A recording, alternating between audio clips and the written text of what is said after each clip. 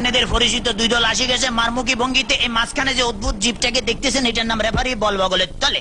এখনই খেলা শুরু হবে। চমৎকার পরিবেশ, মেঘযুক্ত মাঠ, কর্দমাক্ত আকাশ। রেফারি এদিক ওদিক তাকাইতেছে, খেলা শুরু করে বাঁশি ফুটছে। মার মাকি লম্বা বাঁশি দেখছেন, এরকম আর বাঁশি জিন্দিগিতে কেউ দেখে না। খেলা শুরু হয়ে গেছে। রেফারি বল ছাড়া তো তারা ছাড়ছে, বললে তারা ধুচ্ছে না, সামনে কোনো বল নেই, একজন আরেকজনের পিছিয়ে ধরতেছে আর খালি লাথি মারতেছে। কি সুন্দর শারীরিক ক্ষমতা দেখছেন, খালি কাটতে চিত্তে ভরে। রেফারি ফরম নিশ্চিন্তে সুইংগাম চাপাই দিয়েছে, লড়ে জরে না। এবার আবার বল বানায় সুইংগাম দিয়ে বাচ্চে, বল সুইংগামের লগে আটকে গেছে, বল আর ছোটে না। এতে কি কাম করলাম, রেফারি মুখের ভিতরে বল মারি দিয়ে, এটা তো গোল পোস্ট না, তবু মারি যে বল ছুটে না, ছুটে গেছে বল মারলো, কই মারলো আল্লাহ মারলো, একজনে পাইছে। আমা আমা একই আলামত দেখছেন নি, বুটের লাগে সুইংগাম লাগছে, সিঙ্গেল লাগে বল লাগছে। এখন বল ছুড়ে দেয় না, কি করবো? তাৎক্ষণিক ভাবে ডিসিশন চিন্তা করলে যে দৌড়ে, রেফারিকে দৌড়াচ্ছে, রেফারি দৌড়ে হেঁটে দৌড়ে, রেফারি দৌড়ে হেঁটে দৌড়ে, এই দৌড়াইতেছে আমা রেফারি কাটতে পড়ে গেছে। কি মজা লাগলো, ঠিকই দিছি। আমি এবার উত্তেজিত হয়েছি তো, ডোন্ট মাইন্ড। এবারে খেলা আবার চরম গতিতে চলতে আছে। এরকমের খেলা কেউ দেয় না, বল কেমনে ফায়ার লগে ফিক্সড হয়ে গেছে, আর বেগুনে জাম করে উত্তর সিটটা কাটতে পারে না। এবারে দেখেন গুলির ব্যাং নৃত্য, গুলি লাফাই দিয়েছে কিন্তু বল ফাই দিয়েছে না। হাতে হাতে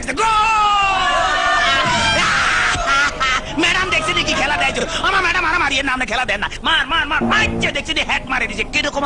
ওরে মাগরে বল তোর পিছনে এখন গোলে যাবে, তাড়াতাড়ি দল, ওরে পিছনে বেপো তারা দেখ মার। এবার চমৎকার মারছে, ভালো খেলে। ওইভাবে আমি একটু ফানি খেলে, because I am very much lusty. খালি গলে কতক্ষণ চিল্লা যায়। ইতিমধ্যে আমার পেটের ভিতরে ভুক লাগছে, ডোন্ট মাইন্ড, আমি একটু ফ্রেশ ফুড খাবো।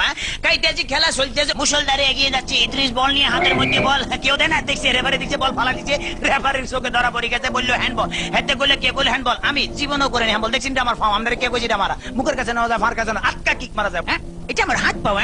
চমৎকার আপেল, ভেরি টেস্টি।